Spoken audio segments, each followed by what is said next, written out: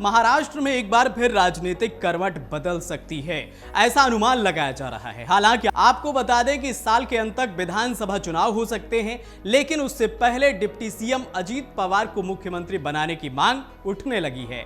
ऐसे में सवाल उठता है कि अजीत पवार को मुख्यमंत्री बनाने की मांग क्यों उठने लगी है? क्या बीजेपी अजीत पवार को सीएम बना देगी? अजीत को सीएम बनाने की मांग कौन उठा रहा है? अगर अजीत पवार सीएम बनते हैं तो एकनाथ शिंदे का क्या होगा? दरअसल महाराष्ट्र सरकार के मंत्री छगन भुजबल और धनंजय मुंडे ने कहा है कि वे चाहते हैं कि विधानसभा चुनाव के बाद अजीत पवार राज्य की कमान संभालें और राज्य के सपनों को पूरा करें।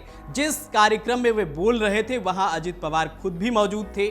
भुजबल ने कहा कि एनसीपी सभी वर्गों को साथ लेकर चलना चाहती है। इसमें ओबीसी, अल्पसंख्यक, आदिवासी सभी साथ चल सकते हैं और उनके सपनों को साकार करना हमारी जिम्मेदारी है। उन्होंने कहा कि हम साहू जी महाराज, ज्योतिबा फुले और बी.आर. अंबेडकर के सिद्धांतों पर चलकर सभी वर्गों को मजबूत करना चाहते हैं। वहीं अजीत पवार ने कहा कि केवल मुख्यमंत्री बनाने की ही बात न करते रहें, बल्कि एनसीपी में और लोगों को जोड़ने में सहयोग करें। बता दें कि एनसीपी अब महाराष्ट्र में बिग ब्रदर बनने का ख्वाब देखने लगी है। वहीं अगर बात करें 2019 के विधानसभा चुनाव की, तो भाजपा और शिवसेना का गठबंधन इसी वजह से टूट गया था। तो वहीं इस महीने की शुरुआत में निर्वाचन आयोग ने एनसीपी को लेकर बड़ा फैसला लिया है। आयोग ने आधिकारिक रूप से एनसीपी का नाम और अलार्म घड़ी अजीत पवार को थमा दी है। आयोग के मुताबिक चाचा शरद पवार और भतीजे अजीत पवार के बीच एनसीपी में वर्चस्व की लड़ाई चल रही थी। इस मामले में 6 महीने के दरमियान 10 बार की सुनवाई हुई और आयोग ने एनसीपी अजीत पवार को थमा दी। आयोग के मुताबिक अजीत के पास पार्टी के विधायकों का ज्यादा समर्थन था।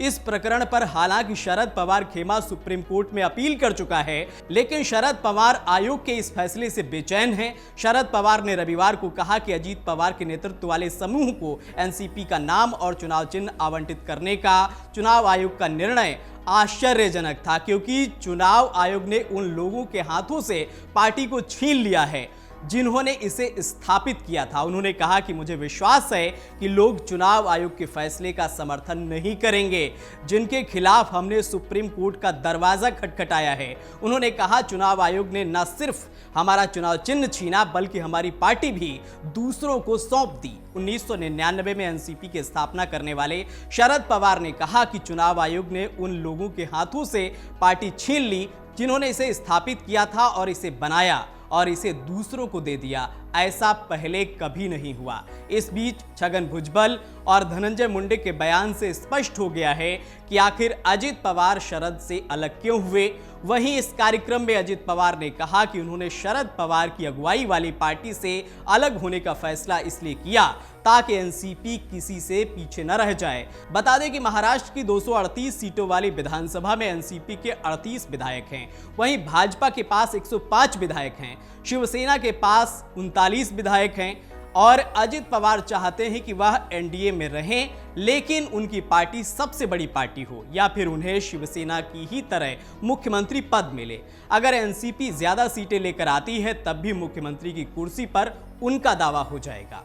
अगर आप ये वीडियो YouTube पर देख रहे हैं तो हमारे चैनल को सब्सक्राइब करें और बेल आइकन को दबाना ना भूलें। अगर आप Facebook पर ये वीडियो देख रहे हैं तो हमारे पेज को लाइक करें।